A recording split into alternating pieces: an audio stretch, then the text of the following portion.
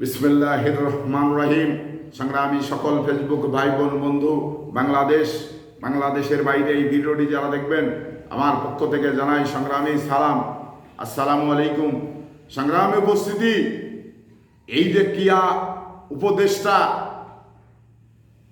উনি যে কথাটা বলেছেন, এটা কিন্তু আমি তার কথার সঙ্গে সহমত পোষণ করি।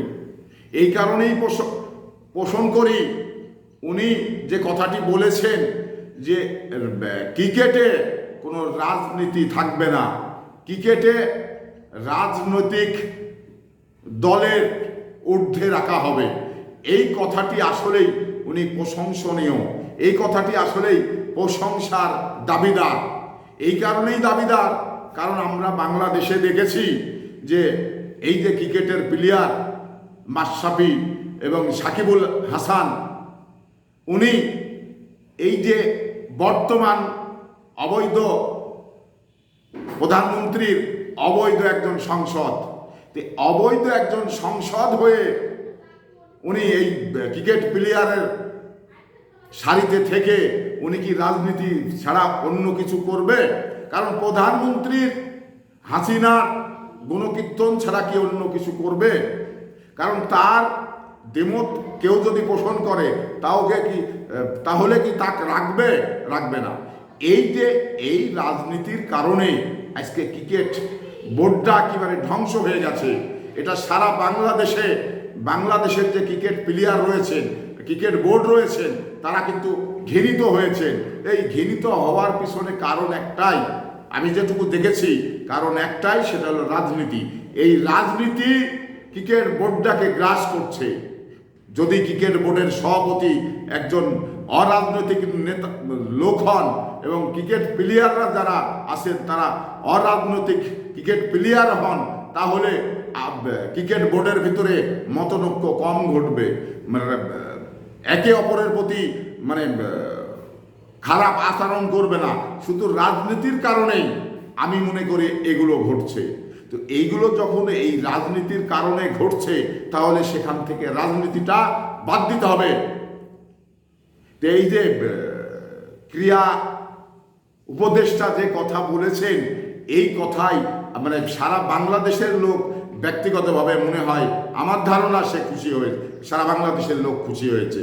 কারণ এই কারণেই খুশি হয়েছেন, এই ক্রিকেট আমার ভালোবাসার জায়গা, ক্রিকেট, আমি একজন ক্রিকেট ভক্ত। তো সেই জায়গা থেকে আমার প্রত্যাশা পুরা করতে ক্রিকেট বোর্ড পারছে না। শুধুমাত্র বাংলাদেশ থেকে যে তাদের বেতন ভাতা, এটা কিন্তু সমানে নিয়ে যাচ্ছে। আর একটি জিনিস আপনাদের মাথায় রাখা উচিত, এই সারা বাংলাদেশের যে বেতন ভাতাগুলো কোত্থেকে আছে, কিভাবে সংগ্রহ হয়, এই জিনিসটা কিন্তু আমাদের বোঝা দরকার। তো সেই জিনিসগুলো যদি আমরা না বুঝে থাকি, তাহলে কিন্তু এই যে দিনের পর দিন তারা শুধু বেতন ভাতায় নিয়ে যাবে, জনগণের তৃপ্তিদায়ক কোনো খেলা উপহার দিতে পারবে না, বিদেশ থেকে কোনো মেডেল নিয়ে আসতে পারবে না। তাহলে সর্বপ্রথম যে কাজ, সেটা হলো এই ক্রিকেট বোর্ডকে রাজনীতির ঊর্ধ্বে রাখতে হবে, ক্রিকেট বোর্ডকে রাজনীতির বাইরে রাখতে হবে, ক্রিকেট প্লেয়ারদের রাজনীতির বাইরে রাখতে হবে। কারণ এই খুনি হাসিনা সারা বাংলাদেশটাকে এমন একটি জায়গায় দাঁড় করিয়েছে, যেটা আসলে এই রাজনীতির বাইরে কেউ নেই, কাকেও রাখা হয়নি। তো এখানে আমার যে বিতর্কর জায়গা রয়েছে, সে জায়গাটি হলো এই যে ক্রিকেট বোর্ডে কেন রাজনীতি থাকবে? ক্রিকেট খেলবে আমার ছেলে, আপনার ছেলে, সেখানে একজন ভিন্ন মতের মানুষের ছেলে, সে কিন্তু ভালো খেলোয়াড়, তাহলে তো তাকে নেওয়া হবে না, কারণ সে ভিন্ন মতের মানুষ। তো এই যে এই বৈষম্য থাকার কারণেই আজকে ক্রিকেট প্লেয়ারটা, ক্রিকেট বোর্ডটা একেবারে ধ্বংসের মুখে চলে গেছে, ধ্বংসের দ্বারপ্রান্তে চলে গেছে। ওখান থেকে ক্রিকেটকে ফিরাতে হলে রাজনীতির ঊর্ধ্বে রাখতে হবে এবং এই ক্রিকেট বোর্ডটাকে চাপের করে রাখতে হবে, যে ক্রিকেট বোর্ডের কাছে সারা বাংলাদেশের লোক যে প্রত্যাশা করে, সেই প্রত্যাশা পুরা করতে ক্রিকেট বোর্ড কেন ব্যর্থ হচ্ছে, ক্রিকেট বোর্ডের সমস্যাটা কোথায়, ক্রিকেট বোর্ডটাকে আবার রাজনীতির ঊর্ধ্বে রেখে ঢেলে সাজাতে হবে। তাহলে হয়তোবা এই ক্রিকেট বোর্ড বাংলাদেশের জনগণকে একটু আশার আলো দেখাতে পারে, নইলে পারবে না। কারণ রাজনীতি এই ক্রিকেট বোর্ডটাকে গ্রাস করেছে। আপনারা দেখেছেন এই যে রাজনীতির যে ক্রিকেট বোর্ডের সভাপতি ছিলেন নাজমুল হাসান পাপন, উনি কার ছেলে, কোথায় থেকে এসছে এবং সংসদের একজন নিয়মিত সংসদ সদস্য, তারপরেও তাকে কিন্তু ক্রিকেট বোর্ডের সভাপতি করে রেখেছেন। কেন রাখতে হবে? রাখার প্রয়োজনটা কি? উনি রাষ্ট্রপতি জিল্লুর রহমান ছেলে, এই ক্ষেত্রেই তাকে কি ক্রিকেট বোর্ডে রাখতে হবে? উনি একজন পার্লামেন্ট সদস্য, এই কারণেই কি ক্রিকেট বোর্ডে তাকে সভাপতি করে রাখতে হবে? আমি মনে করি না। এই পাপনের প্রয়োজন নেই। পাপনের জায়গায় একজন অরাজনৈতিক লোককে এই জায়গাতে বসাতে হবে। তাহলে উনি রাজনীতির ঊর্ধ্বে রেখে একজন ভিন্ন মতের মানুষ, তার ছেলে একজন ক্রিকেট প্লেয়ার হয়েছে, সে যেন দ্বিধাদ্বন্দ্ব ভুলে গিয়ে রাজনীতির বাইরে থেকে সে যেন একটি জনগণকে ভালো ক্রিকেট খেলা উপহার দিতে পারে। তো এই বিষয়গুলো নিয়ে আমাদের কাজ করতে হবে। আর এই বিষয়গুলো নিয়েই কিন্তু এই ক্রীড়া উপদেষ্টা উনি কিন্তু এই বিষয়টা নিয়ে কাজ করছেন। উনি কিন্তু বলেই ফেলেছেন যে না, ক্রিকেটটাকে রাজনীতির বাইরে রাখতে হবে, ক্রিকেট বোর্ডটাকে রাজনীতির বাইরে রাখতে হবে। এটা আমি তার সঙ্গে সহমত পোষণ করি।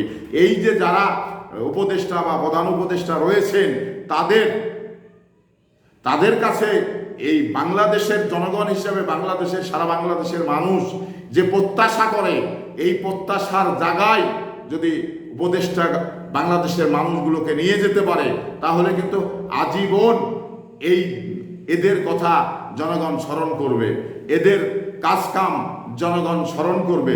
তা আমি মনে করি এই যে যারা প্রধান উপদেষ্টা হয়েছেন, এবং আমি প্রধান উপদেষ্টার যে কথাটা বলি সেটা কিন্তু উনি খুব দক্ষ লোক, সারা বিশ্বের নেতা, এবং শুধু বাংলাদেশের নেতা না, উনি সারা বিশ্বে তার নেতৃত্ব, তার মেধা, এবং মানে সারা বিশ্বে যেভাবে তার মেধা কাজে লাগানোর চেষ্টা করে এবং তার মেধা দিয়ে যে কাজগুলো হয়, এটা আসলে বাংলাদেশের একজন নাগরিক হিসাবে ডক্টর মোহাম্মদ ইউনূস, উনি সারা বিশ্বে প্রশংসনীয়, সারা বিশ্বে মানে মানুষের মনের কোঠায় তার জায়গা আছে। তো সেই ব্যক্তিকে আমরা প্রধান উপদেষ্টা করেছি। আমরা তার কাছে আশা করি সে বাংলাদেশটাকে ভালো কিছু আশা করবে এবং বাংলাদেশটাকে বিশ্বের দরবারে মাথা তুলে দাঁড়ানোর ব্যবস্থা করবে। এই প্রত্যাশা ব্যক্ত করে বিদায় নিচ্ছি। আসসালামু আলাইকুম।